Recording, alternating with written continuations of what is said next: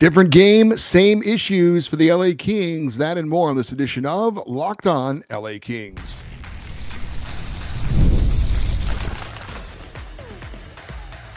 You are Locked On Kings, your daily podcast on the Los Angeles Kings. Part of the Locked On Podcast Network, your team every day. Hey, Kings fans, welcome to Locked On LA Kings, part of the Locked On Podcast Network, your team every day. Thanks for making Locked On LA Kings your first listen every day. We are free and available wherever you get your podcasts. We'd love for you to leave us a positive comment on Apple Podcasts if you're a fan of the show. And we're on YouTube. Please like and subscribe if you're enjoying this content. I'm Eddie Garcia, your host of Locked On LA Kings. I've worked in sports media for the past 30 years, 20 plus years at the Fox Sports Radio Network.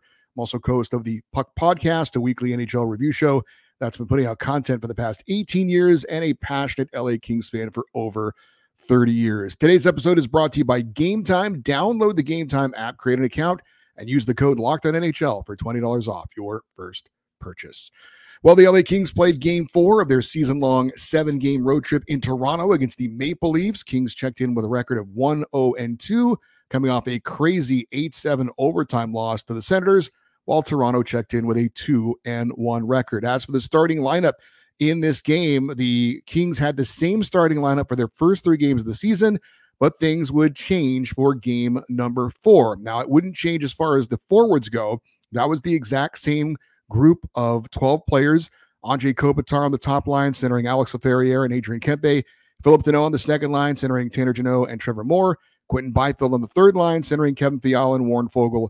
And Alex Turcotte on the fourth line, centering Andre Lee and Trevor Lewis. But defensively, Jordan Spence would be actually out of the lineup. He would not be with Mikey Anderson.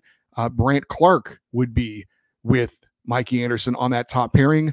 The second pairing would continue to be Vladislav Gavrikov and Kyle Burroughs. And the third pairing would be completely different, with Jordan Spence out of the lineup and completely off of the roster, not moved down to the third pairing, and Joel Edmondson away from the team for personal reasons. We'll update that a little bit later. But you had a third pairing of Andreas Englund and Caleb Jones, Englund making his season debut and Jones his Kings debut. So again, not Jordan Spence on the top pairing, but Brandt Clark. Also in goal would be David Rittich with Phoenix Copley backing him up. Now, that move was not made due to performance or because of back-to-back games. We talked about on the show on Tuesday. We knew that the Kings would likely play David Rittich in one of these 2 games, either Toronto or Montreal, but we didn't know that Darcy Kemper is dealing with some unknown injury. They are listing it as a day-to-day injury, so not serious where he's going to need to go on injured reserve, at least not from what we know at this point. But enough of an injury that he can't go, at least for a couple of games. So would be very surprising, obviously, if he were to miss a game, not even be able to dress as the backup, and then play the next game. So we're expecting him to be out at least 2 games. Maybe he doesn't come back until the Kings return home. Maybe it's not until the entire road trip is over. But again, Darcy Kemper hurt. Don't know what the extent of the injury is. Not considered serious as far as the information we've been given at this point, listing him as day-to-day, but we don't expect to see him in the game against Montreal on Thursday. As for why no Jordan Spence, have not heard an update on that. Don't know if there's an injury. I would assume if there was, we would have heard about it. Darcy Kemper, we heard the news on him, but nothing about Jordan Spence. Just taken out of the lineup, and that's certainly a curious decision there. Rittich again in the lineup, and Phoenix Copley serving as the backup. So the big question for the LA Kings going into their game against Toronto would be, how would they play defensively after giving up 8 goals in their previous game against Ottawa? How would the goaltending look, especially now since we have somebody making his first start of the season? How would the penalty kill look after giving up 4 power play goals against Ottawa? Well, we're going to give you a recap on this one, and I guess especially for those of you that may have switched over to watch the Dodger game, and I wouldn't have blamed you if you had. I did not, however. I watched the entire game against the Toronto Maple Leafs, and the opening period against the Maple Leafs was all Toronto. The Leafs scored 3 first-period goals, and just as we saw in the loss to Ottawa, The goals were scored in high danger areas. First goal from the high slot, second goal from the high slot, and then the third goal kind of on a 2-on-1 break-in after defenseman Vladislav Gavrikov tried to pinch in at the blue line along the boards, didn't get to the puck. It led to an odd man rush and a goal. And the Kings, unfortunately, had no response from their offense, no goals in the opening period. So the same defensive issues we saw in Ottawa without the offensive production we saw against the Senators. Second period, 2 more goals for the Maple Leafs, although this time they were not scored in the high slot in those high danger areas. One was on a deflection. The other one went off the stick of Trevor Moore, so another deflection. The first goal, though, an intentional deflection by a Maple Leafs defenseman to put it in, and then the second one kind of an accidental deflection by Trevor Moore. That was shorthanded, by the way, so a power play goal for the Maple Leafs. Third period, the Kings would actually score the next 2 goals. Alex Turcotte gets his first of the year on a nice pass from Andre Lee. For Lee, his first career NHL point, so congratulations to him. Then Brent Clark with a shot, gets his own rebound, puts a pass in front. It goes off the skate of Kevin Fiala and then off the skate or the leg of one of the Maple Leafs and in. Kevin Fiala gets credited with the goal. The Kings did have a power play with about 8 minutes to go in the game. Had they scored a goal there, maybe now it's like, this is getting a little bit worrisome for the Toronto Maple Leafs. Maybe the Kings are jumping back into it, but that unfortunately did not happen. They didn't score on the power play. And then the Leafs iced it with a final goal to make it 5-2. Toronto with the win over the LA Kings. Checking the final team stats in this one. I think I just said 5-2, 6-2 the final for the Toronto Maple Leafs. Don't want to short them a goal. So the Kings did outshoot Toronto 34-26. The Kings outshoot Toronto 34-26. But of course, it's not always about how many shots you get on goal, but where you get those shots from and what dangerous areas. And the Maple Leafs obviously got a lot more shots on goal in high quality areas and were able to convert on several of those. As for the power play, Kings still struggling there, 0 for 4 in this game. For the Maple Leafs, 2 for 4 on the power play. So the Kings penalty kill still not getting the job done. Face-offs favored the Maple Leafs 33-27. Block shots favored Toronto 15-8. Hits favored LA by a margin of 27-26. Talked about it in the preview of the matchup. We were hoping Toronto would not score their first power play goal of the season. They got not 1, but 2. And we were hoping that their superstar Austin Matthews would not get his first goal of the season. Well, he did get his first goal of the season, the second goal of the game for Toronto. Now, I'm not going to name any names, but there was a certain LA Kings fan that had a birthday on Wednesday, and he was hoping for a Kings win as a birthday present. That did not happen, and even delicious cake was not enough to cheer up this unnamed Kings fan. The big takeaway, though, from this loss to Toronto, different game, same bad defense, at least to start. And look, I'm not shocked the Kings lost this game. Toronto's a quality opponent playing on their home ice, but really, really surprised and disappointed at how, again, easy it is for teams to get into high-quality scoring areas and converting against the Kings. Buffalo did it, Ottawa did it, and now Toronto has done it. High-danger areas, really uncontested shots for the most part. And I would have bet money, I would have bet my birthday cake that after giving up 8 goals against the Senators, the Kings would have had a much better defensive effort in this game and correct some of those mistakes. But it was like, at least in the first period of this game, it was like a continuation of the third period or the other periods against the Toronto game.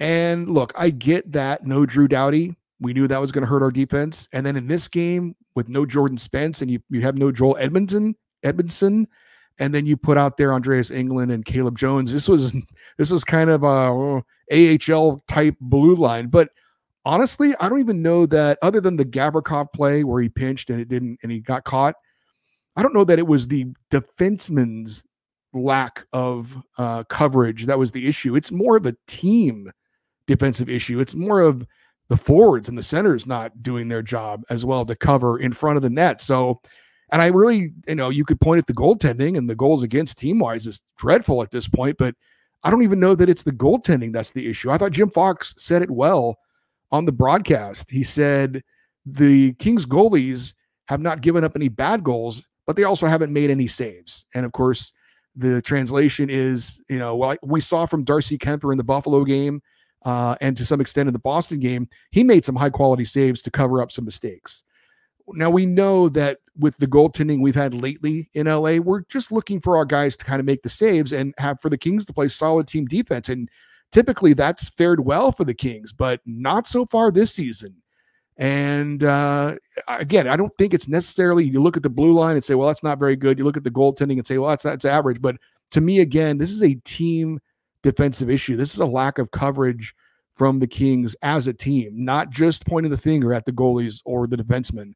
The forwards have their share of the blame in this as well. What was bad for LA? Well, the start, the first period was awful. And the Kings kind of got out of it early. What was good for LA? Well, I actually thought after the first period, they played much better. The scoring chances for the Maple Leafs were not coming from those high danger areas necessarily. Not, at least they weren't, they didn't have guys all alone in the high slot just to kind of pick a corner. So it was better. I would like to have known what the score would have been had they somehow got rid of the first period and started it at the start of the second period on from there. I think the Kings may have lost, but it might have been like a 3-2 game or something like that. So better after the first period, but that first period was so bad that the Kings could not pull themselves out of it. Alex Turcotte, I thought, played a pretty good game. We're going to talk more about him in a little bit. It was cool to see Andre Lee get his first NHL point. I thought Phoenix Copley, when he came in for David Riddick, which we're going to talk about that more in the second period, he came in for David Riddick, thought he was pretty solid until the final goal that he let in. So where do the Kings and head coach Jim Hiller go from here? What moves does he make? What about the moves he made in the loss to Toronto? We'll talk about that next here on Locked On LA Kings, your team every day. Hey, here in Southern California, we are so lucky to be able to go to so many live events, college football at the Coliseum, the Rose Bowl, and you've got theater events, comedy shows, concerts. But no matter what you enjoy, whether it's sports or other things, you need to do what I do, and that's use Gametime for all of your ticket needs. Gametime has a new feature called Gametime Picks. It makes getting tickets to your favorite live events even easier. Gametime Picks filters out the fluff and shows you only incredible deals on great seats so you don't have to waste your time searching through thousands of tickets. And if you're looking to go to maybe a Dodger postseason game, well, use the code Locked On NHL and you can get $20 off your first purchase. So go download the Gametime app, create an account, and use that code Locked On NHL, and you get $20 off your first purchase. Terms apply. Create an account, redeem the code Locked On NHL for $20 off. Download Gametime today. What time is it? Gametime. And PrizePicks is America's #1 daily fantasy sports app with over 5 million active members. It is the easiest and most exciting way to play daily fantasy sports. All you do is pick more or less on 2 to 6 player stat projections and watch the winnings roll in. You think Anze Kopitar is going to score a couple of goals in his next game? Adrian Kempe maybe against the Canadiens? Just go to PrizePicks, go to the PrizePick app, make your picks right now, and you could be a winner. And you can now win up to 100 times your money on PrizePicks with as little as 4 correct picks. PrizePicks is the best way to get in on the action in sports in most states, including California, Texas, and Georgia. Download the PrizePicks app today and use the code LOCKEDONNHL and get $50 instantly when you play $5. That's the code LOCKEDONNHL on PrizePicks to get $50 instantly when you play $5. You don't even need to win to receive that $50 bonus. It's guaranteed. PrizePicks, run your game.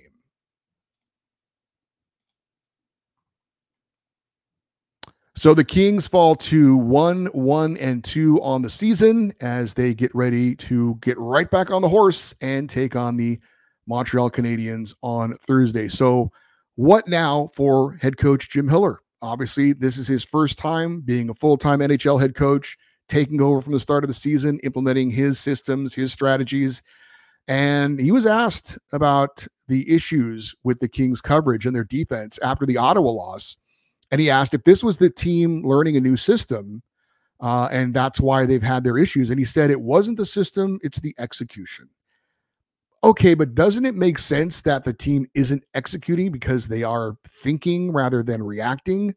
Um, we'll see. I don't know. I'm certainly not suggesting that Jim Hiller makes some massive changes to his strategy at this point, but it's got to be concerning that again, the coverage isn't there. The high scoring chances are there for the other teams, and the Kings need to do something about it. They need to make some adjustments, or things need to be emphasized more. Regardless, though, this is on Jim Hiller. He's the head coach. He's got to get these guys in a position to succeed, and they have to execute. So I don't think we're going to see any major changes, but I think at some point, if this continues, then obviously something has to be changed.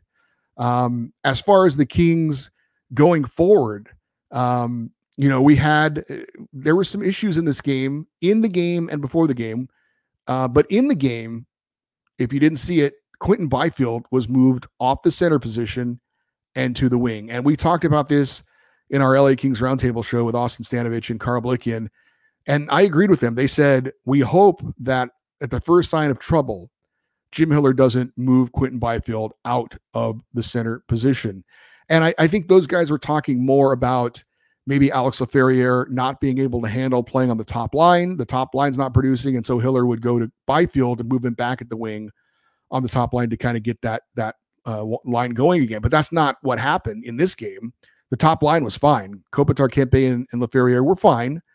But this was about Byfield not getting the job done at center. And what Hiller did was he moved Trevor Lewis to center and moved Quentin Byfield to wing. We also saw Warren Fogle moved off the third line and paired up with Trevor Moore and Philip Deneau on the second line.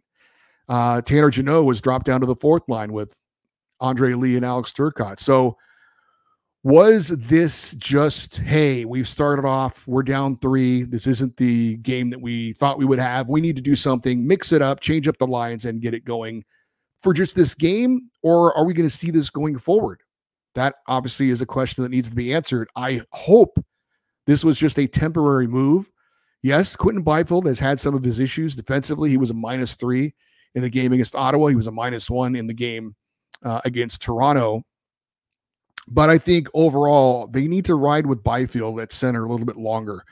If this was just a in-game adjustment to try and spark things, okay, fine. But if Byfield's not at center in the game against Montreal, I think it's an overreaction. So we'll see. There is certainly a fine line here early in the season with things not going great for the LA Kings. You don't want to panic and start making a lot of big moves. But at the same time, if mistakes are being made over and over, you also don't want to just sit on your hands and not do anything. But I would say in particular, in the case of Quentin Byfield, I hope to see him back at center. I don't want to see him moved out of that position yet. There's going to be some growing pains, but I think it's too early to make some kind of a drastic move like that, in my opinion. I mentioned that David Riddick was pulled in the second period of this game in favor of Phoenix Copley, and it wasn't done after the Leafs scored a goal. And apparently the news is that this was a strategic move by Jim Hiller to rest David Riddick, I guess because they want to start him against Montreal, which is an interesting strategy. So apparently Phoenix Copley, even though I thought he looked pretty good in the game, and we'll have to wait and see until tomorrow against the Canadiens, but apparently he pulled David Riddick halfway through the game because he's going to start him tomorrow against Montreal. And so he wanted to save him and rest him up a little bit, but not something you see a lot of. Very curious.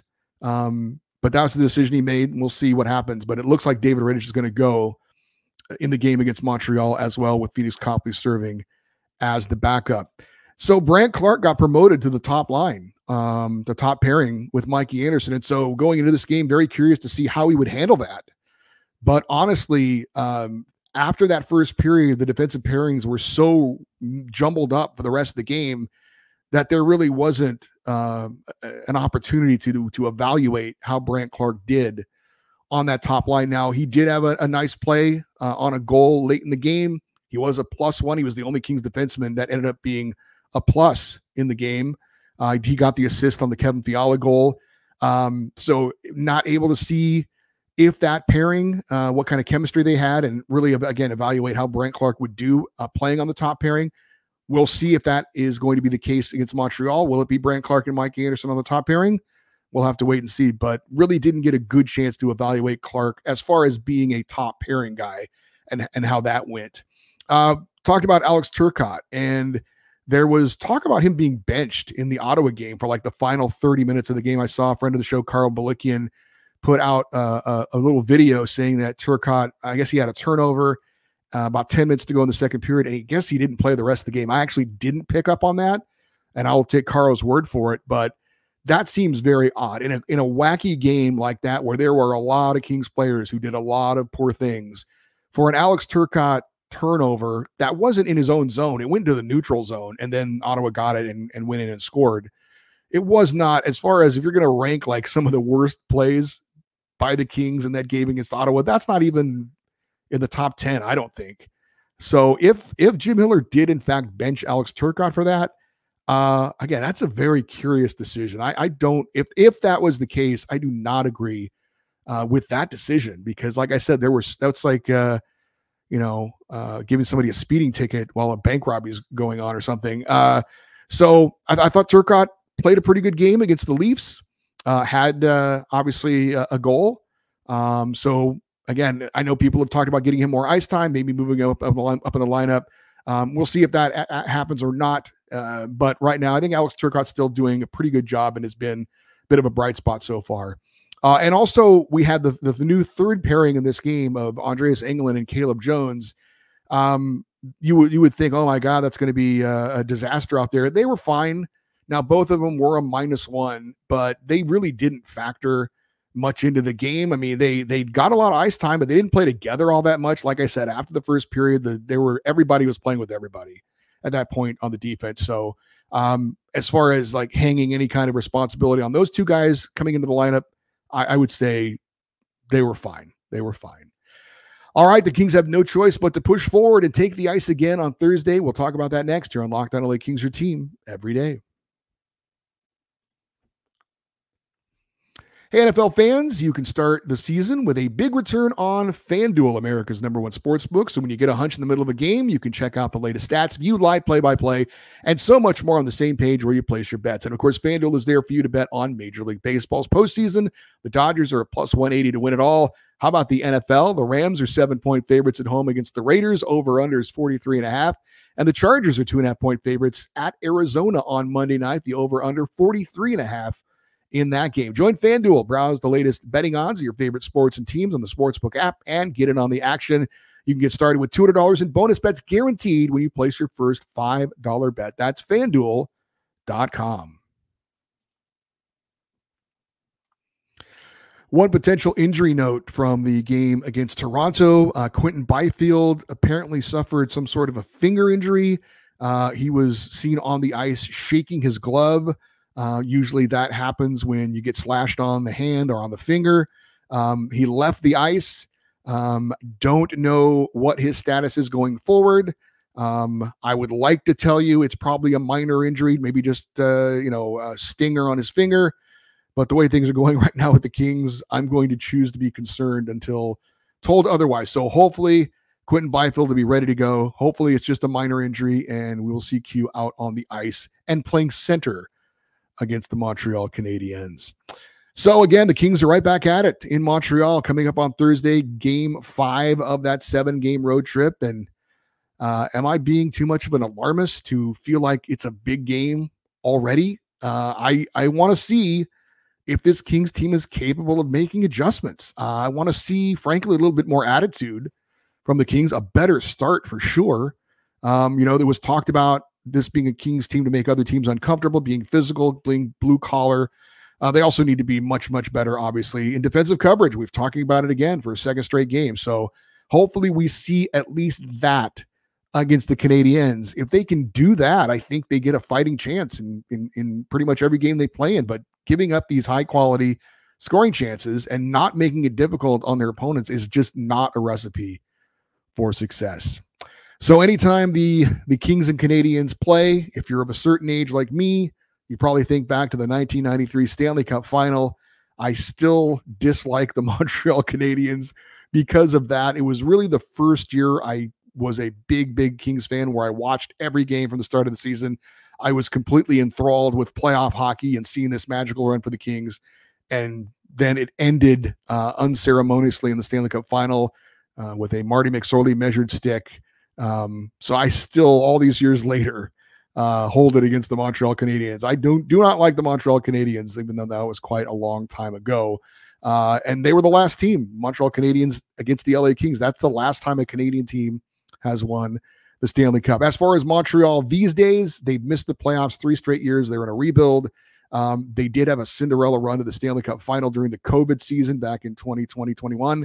Lost to the Tampa Bay Lightning in 5 games. But the last few years, they've been a pretty bad team. They do check in the game on Thursday against the Kings with a 2-2 record. They beat the Maple Leafs 1-0 in their season opener, lost to the Bruins 5-4, bounced back for a 4-1 win over the Senators, and then lost their last game to the Penguins 6-3. Canadians are led by young forward Cole Caulfield. He leads the team with 4 goals, also tied for second on the team in points with Juraj Slafkovsky and defenseman Lane Hudson and Caden Gooley. They all have 4 points, so Cole Caulfield has scored all of his points on the scoring goals. In net for the Canadians is a guy named Sam Montembeault. He has been in net for 3 of their 4 games, has a 2-1 record, 2.03 goals against average, and a .942 save percentage. So a nice start for Sam Montembeault. Obviously, the questions for the Kings going into this game against Canadians, same as they've been the last 2 games. Will the Kings play better defense? Will they make it harder for the Canadians to get into those dangerous scoring areas? Who will be in net? We think it's going to be David Riddick, but that's to be determined. Will Quentin Byfield be in the lineup, and will he be back at center?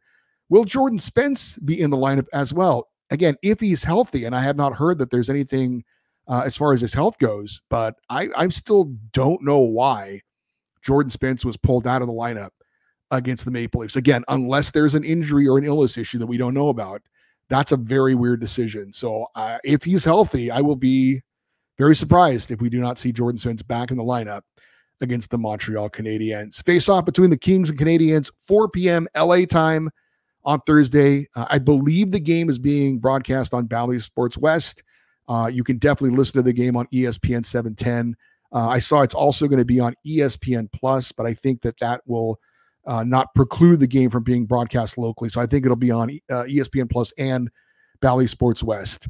We will have a post-game show, just like we did tonight, after that game coming up on Thursday night. So be sure to tune in after the Kings-Canadiens game. Hopefully we'll have some better things to talk about as far as a good performance and a win for the LA Kings. And we told you on Tuesday's show, Kings defenseman Joel Edmondson was away from the team for personal reasons. Well, we know what those personal reasons are now. He has returned home to be with his wife, who's expecting their first child. So obviously that's great news. Wish them all the best and hope that everything goes well for mom and baby. And congratulations to, if not now new father, soon to be new father, Kings defenseman Joel Edmondson. All right, for you everydayers, those of you listen to watch Locked On LA Kings every day, coming up on tomorrow's show, we will recap the Kings-Canadiens game, hoping for a win.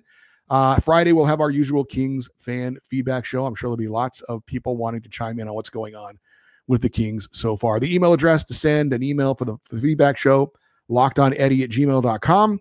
And you can always post your comments if you're watching on the YouTube channel.